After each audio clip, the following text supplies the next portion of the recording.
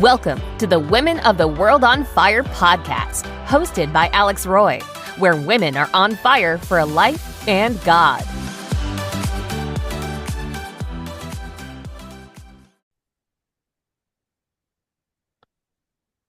Hello, listeners. Today we have a special guest, Connie Leon. She will be describing to us her season and how she has come this far. Thank you for joining me, Connie. Good morning. Thank you for having me. Awesome. I'm excited. So tell me, what have you been up to lately? What are you doing right now? So currently, I am a program director at Houston Community College. I work a lot on, well, right now I work a lot on continuing education. Previously, I worked on small business programming. So I ran a small business program at our college, which was a community program. It was specific to creatives and makers. The program ran for about 3 years. And we were on a grant. So when the grant ended, I applied for a new position and I was actually promoted to program director. And so now I've been working with continuing education to fill gaps in our industry. The good thing is that at Houston Community College, we have different industries and areas that are specific to continuing education. But for myself, I am allowed to kind of cross industries and really work with everybody at HCC versus one set industry. So all the other directors kind of are set on one specific industry, and my position isn't like that. So it's been really interesting and definitely exciting for me because I get to learn a lot more about our college and about what everybody else is doing. So yeah, that's what I do right now. I also run an organization called the Houston Latina Collaborative, which is how I think we met. And that organization, we currently uh, we use the platform to promote and empower and kind of bring awareness to other local Latinas and really not just Latinas, anybody in our community who is in entrepreneurship and just doing big things. And so we used to have programming. We haven't really picked it up completely right now, but we used to do workshops, networking events, and just other small pop-ups and things like that every year. But right now, it's just a connection and networking platform for us. And so, Yeah. yeah, those are the different things that I work on. Oh, that's amazing, Connie. I believe we did meet a while back, but I think it was called Latina Bloggers or something like Oh, that. right. Yeah. So when we first started, we were Houston Latina bloggers. And then during COVID, we rebranded to Houston Latina Collaborative just to include a little bit more of local people versus just bloggers and influencers. Which makes sense with the growing population of just like content creators and just, different people doing different things, right?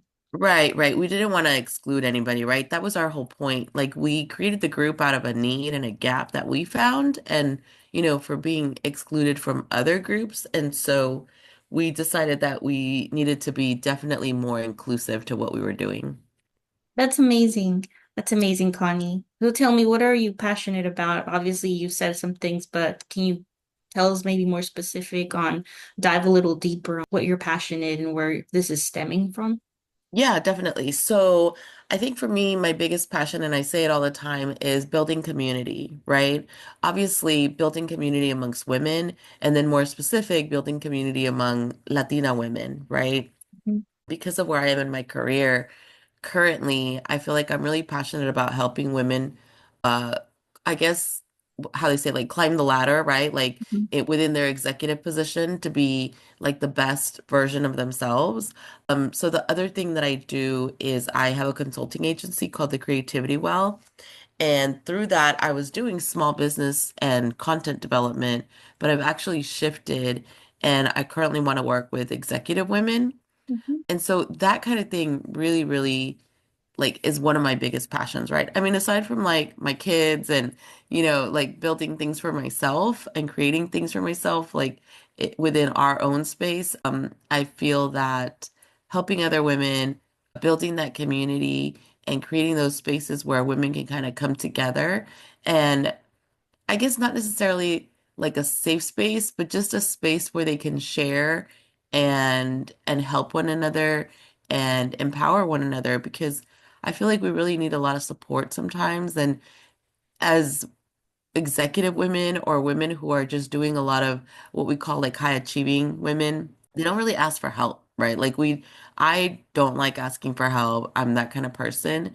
And so being able to help somebody and not really knowing where they are, but ultimately helping them reach the next level or just helping them, organize their thoughts and strategize on what they're going to do next. I think that it really fills me and it really makes me happy to be able to help somebody to do that kind of thing.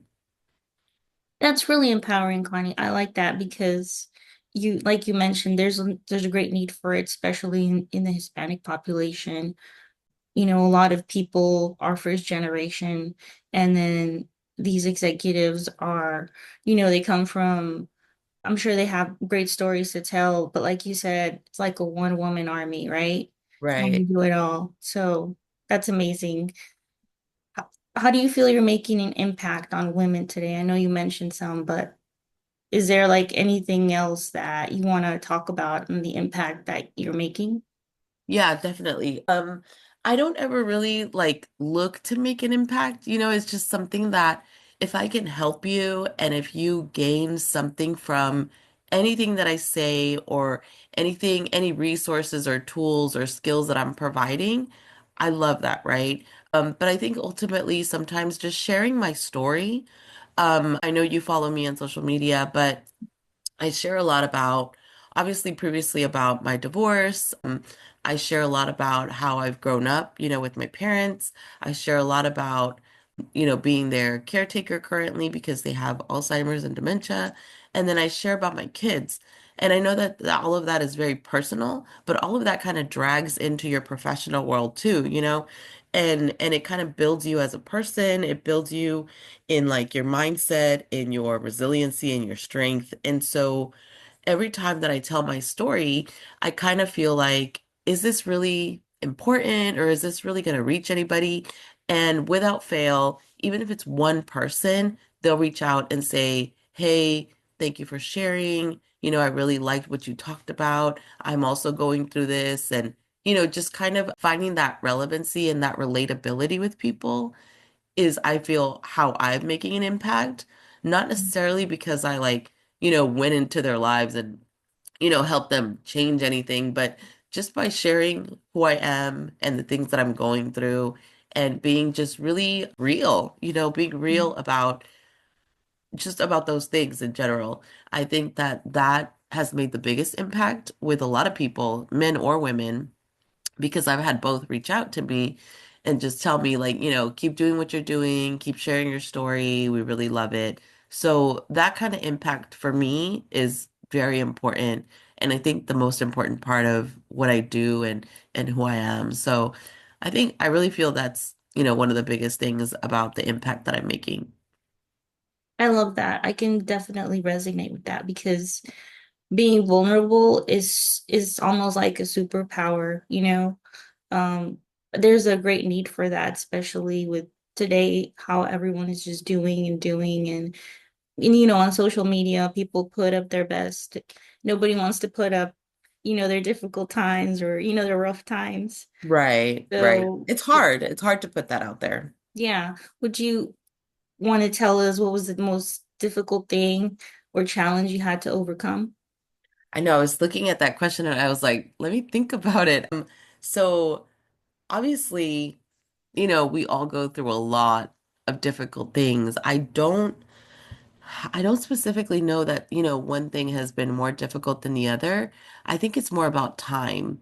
Like, I feel like maybe my divorce has been, I guess, the most difficult and the longest thing to kind of recover from.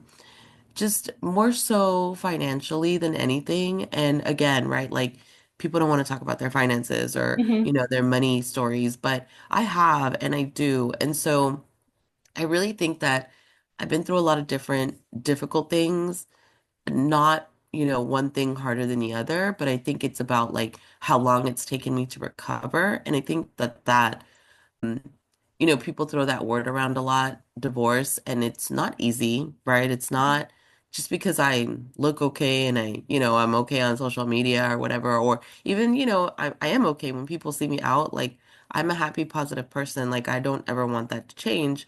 But yeah, my divorce has been, I think, the longest thing to recover from, and more so financially.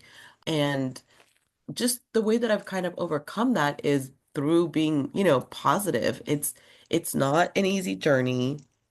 Um, I've had definitely support. Obviously, before my parents got married, I'm married, I'm sorry, before they got sick, they helped me a lot. I moved back in with them, and financially they were at that time able to help me.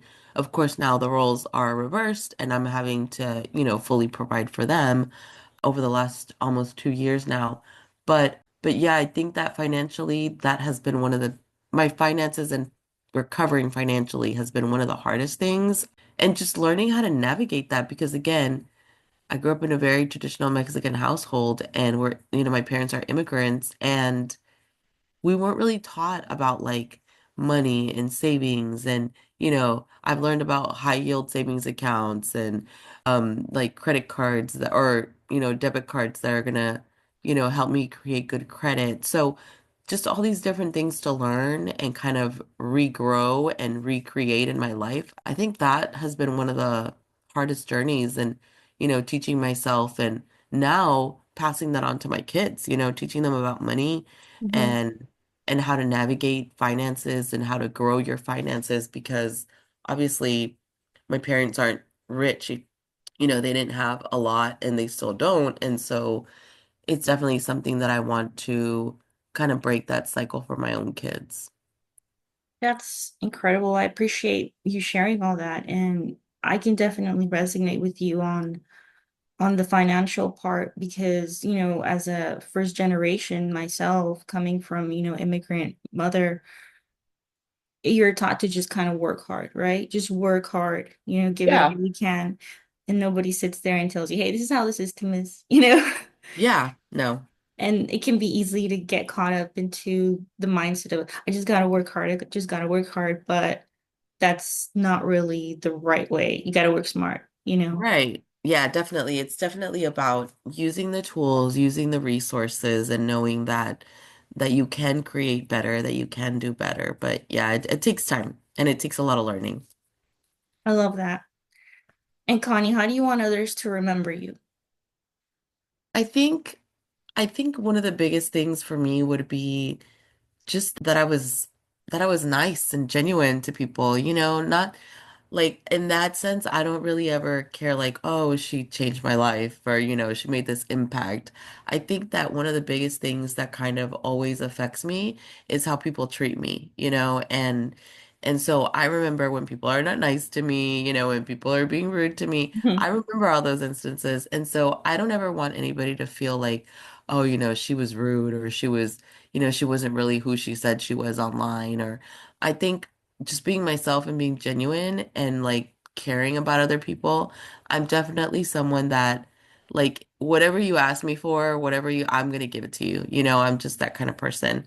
And or I'm gonna help you and just be there for you. But yeah, I think that just me being a nice person and genuine to everybody, I think that's really how I want to be remembered, is that I was just a good person to people. Yeah, I love that. It's kind of hard to think about, well, I mean, it's not like I'm leaving anytime soon, but Right. you want to live a life that at the end, whenever your life is done, you're like, I did it, and I want people to remember me this way. So I love Yeah, that. definitely. And what would you say was your Jesus or God moment when you realized God was next to you, guiding you, and how did you surrender to him? It's that question, like I saw it and I was like, it's amazing because I actually have an answer, right? And again, Mhm. it goes back to like my divorce and the finances. And during COVID, I lost my job. I was let go from my full-time job at a nonprofit. And this is still something that even today, right? Like I financially, again, it's always something to do with finances. I wasn't obviously prepared. I was going through my divorce, or had just like finalized it during that time frame, 2019, 2020. And there was just so many times when I was on unemployment, but I got like very little. It was like maybe, I don't know, $500 every couple weeks, right? And I would just tell myself, like, God, I don't know how, but I know you will.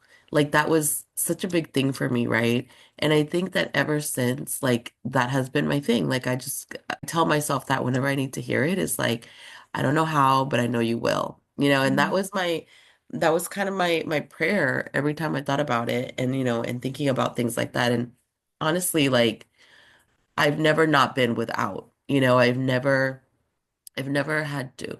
Obviously, like there was a struggle financially, but I've always had a place to sleep. I've always had a place to eat. I've always like my car, my kids have always been provided for. And so I think that that has been some of the biggest moments where I think like God has definitely been with me in those instances, Mhm. when I feel like I'm struggling, but really I'm okay, and I'm gonna make it. So yeah, I love that because also feel like in the quietest times where you feel maybe the most alone, or maybe you've kind of hit rock bottom. It's that moment when when you feel God's presence holding you, right? Like you said, definitely. you never go without. And I love that. Yeah, definitely. And then the final question would be, what would you tell your younger self?